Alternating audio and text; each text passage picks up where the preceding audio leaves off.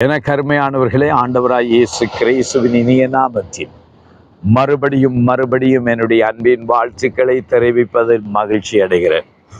தேவனுக்கு காத்திருக்கிறவர்கள் ஒரு நாளும் வெட்கப்பட்டு போவதே இல்லை என்றே வேதம் சொல்லுகிறது. கர்த்தருக்கு காத்திருக்கிறவர்கள் புது பலன் அடைந்து கழுகுகளைப் போல சட்டிகளை அடித்து அவர்கள் உயர பறப்பார்கள். அவர் ஓடினாலும் இளைப்படையார்கள், நடந்தாலும் சோர்ந்து போவார்கள். தேவனுக்காக காத்திருக்கிறோம். ஆம், எனக்கு அருமையானவர்களே, ஏசாயாவின் புஸ்தகம் அங்க 49வது அதிகாரம் 23வது வசனம் சொல்லுகிறது, நான் கர்த்தர், எனக்கு காத்திருக்கிறவர்கள் வெட்கப்படுவதில்லை என்பதை என்று ஆண்டவருடைய வார்த்தையிலிருந்து வாசிக்கிறான்.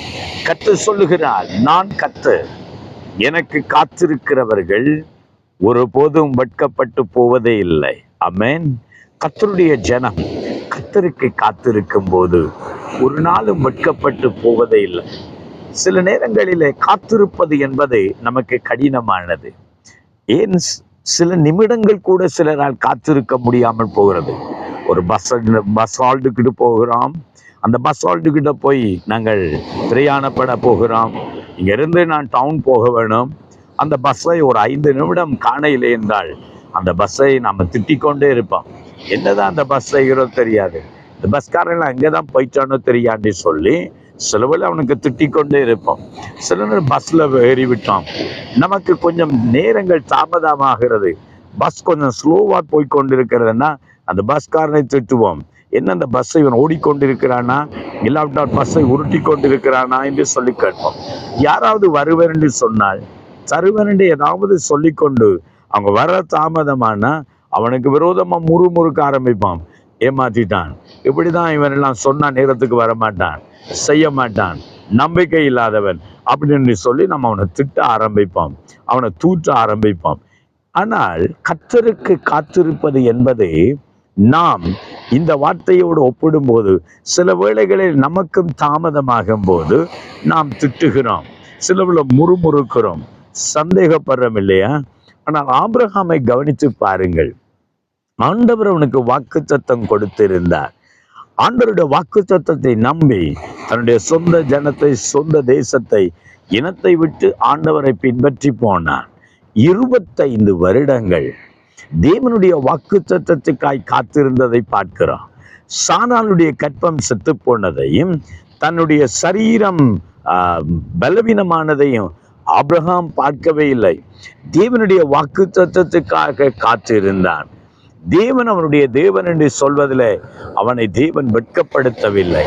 நான் கர்த்தர், என் ஜனம் எனக்கு காத்திருக்கிறவர்கள் ஒரு நாளும் வெட்கப்பட்டு போவதில்லை என்ற வாக்குத்தத்தம் ஆபிரகாமுடைய வாழ்க்கையில நிறைவேறினதை பார்க்கிறான். ஆம், எனக்கு அருமையானவர்களே, இன்றைக்கு சில வேளைகளில நீங்கள் காத்திருந்து சொந்து விட்டு என்று நினைக்கிறீர்களா? ஐயோ, இதுக்கு பின்னாகும் எனக்கு ஒரு நன்மை உண்டாகுமா? இதுக்கு பின்னாகும் ஒரு இன்பம் உண்டாகுமோ? இதுக்கு பின்னாகவும் என் வாழ்க்கையில் ஒரு ஆசீர்வாதம் கிடைக்குமோ? இதுக்கு பிறகும் ஒரு அற்புதம் நடக்குமோ? இதுக்கு பிறகும் வாக்குத்தத்தமான வார்த்தைகள் நிறைவேறுமோ என்று சொல்லி நீங்கள் இன்றைக்கு கலக்கத்தோடு நிற்கலாம், இல்லாட்டி முறுமுறுப்போடு நிற்கலாம், சொந்து போய் நிற்கலாம். ஆனால் வேத வார்த்தையை நீங்கள் நம்புங்கள். கர்த்தருக்கு காத்திருக்கிற ஜனங்கள் ஒருபோதும் வெட்கப்பட்டு போவதே இல்லை. ஹல்லேலூயா. ஆகவே நான் தேவனுக்கு காத்திருப்பதில் சொந்து போக வேண்டாம். கர்த்தருக்கு காத்திருக்கிறவர்கள் கழுகுகளைப் போல சட்டைகளை அடித்து அவர்கள் புது பலனடைந்து எழும்புவார்கள். இன்னைக்கு தேவனுக்கு காத்திருக்கிற நீங்கள் ஒரு நாளும் வெட்கப்பட்டு போவதில்லை. எதை குறித்து, எதற்காக காத்திருக்கிறீர்கள்? ஐயோ, என் தேவை சந்திக்கப்பட வேண்டும், எனக்கு ஒரு குழந்தை பாக்கியம் கிடைக்க வேண்டும், என் பிரச்சனை மாற வேண்டும், என் நோய் தீர வேண்டும், என் வீடு கட்டப்பட வேண்டும், என் வாழ்க்கையில் ஒரு தொழில் கிடைக்க வேண்டும்.